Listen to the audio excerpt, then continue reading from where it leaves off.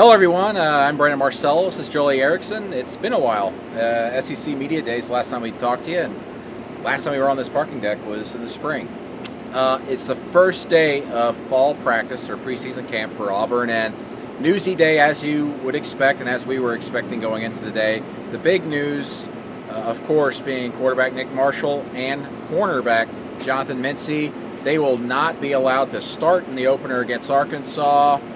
Joel, this is all stemming as a punishment from their marijuana possession run-in with the law.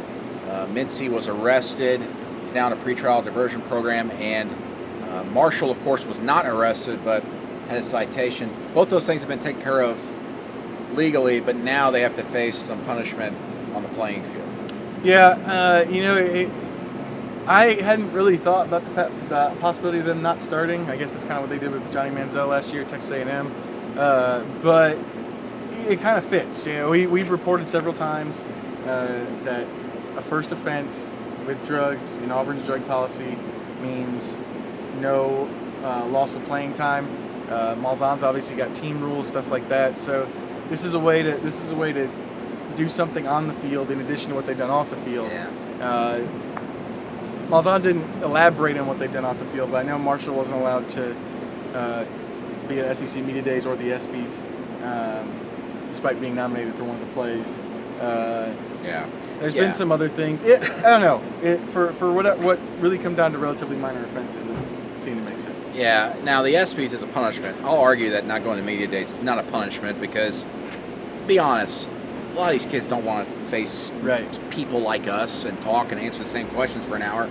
And Nick is not necessarily a guy that loves being in front of the media all the time. He doesn't like the spotlight. So I know. Anyway, I thought they should send him. But yeah. So anyway, that's in the past, and now we know what's happened.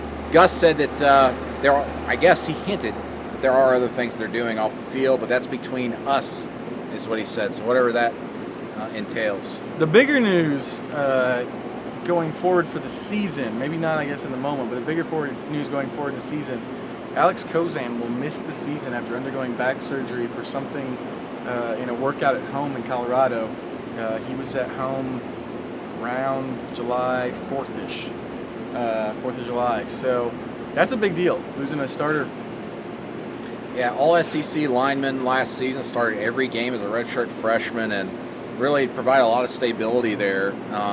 Alongside the big boy Greg Robinson. That left side was very, very strong last season. And now, not only are you losing Greg Robinson on the left tackle spot, but now you're losing the guy right next to him. So you're replacing that entire left side there with Reese Dismukes as your anchor at center. So they moved some guys around. Chad Slade moved from right guard over to left guard. Patrick Miller's at right tackle. It appears as a result of this, Sean Coleman will be your starter at left tackle. And now they just got to build some depth behind those guys. Mm-hmm. Yeah, Chad Slade, Auburn fans will remember he played left guard quite a bit his freshman year, filling in for Jared Cooper after he went down. So he's kind of used to playing all over the line. They experimented with Avery Young on the inside in the springs. They're already set up to go with that. And I think Young's I think he'd be a much better guard on the NFL level than a tackle. So obviously that's a good move for him. Going forward, depth, you look at, I think, center they're probably fine with. They really like Xavier Dampier. Guard, Jordan Diamond's back, Devontae Danzy, but those guys haven't really played a ton. You wonder what they're going to do with Braden Smith, who looks like a horse. Yeah, Reese Dismukes called him Drago today from Rocky IV. And then tackle, they had Austin Golson playing there in the second line today. You wonder if Smith doesn't see some time to tackle. The depth is going to be the interesting thing. If they have another injury, if something happens. Sorry, I just thought I heard a wreck. They seem set up fine, but if injuries happen, and Golson will not be available, so play. He's got to sit out the year. But yeah, they got to figure some things out. And Braden Smith looks like a guy that can play. Thing is, he's a tackle. Or a guard. Who knows? Who knows? So we'll see. They've got 28 days to figure things out, or 28 practices, and really more than that, because the line that we saw today is probably going to be the one that starts against Arkansas. Absolutely. So there you go. Some other observations you probably read. Josh Holsey's at corner.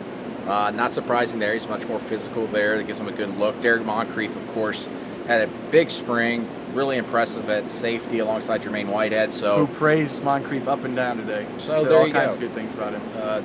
they've got a pretty good setup there. They got some things to figure out. Gabe Wright and Elijah Daniel continue to work at the ends. Gabe Wright, he slimmed down a little bit as we've written before. He looks the part. We'll see how that works out, especially when they go against these, as we've mentioned, heavy set teams such as Arkansas.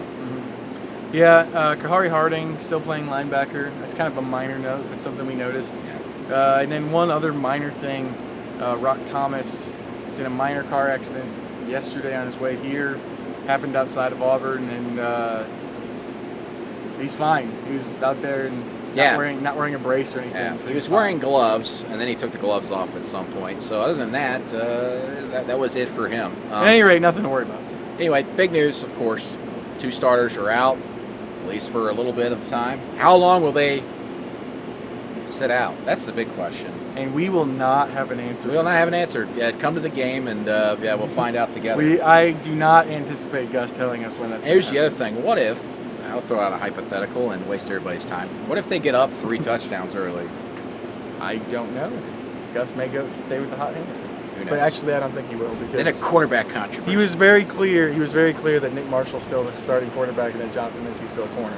And I would expect that we're going to see them playing with the first team every time we walk onto that field. So I don't really think there's going to be anything.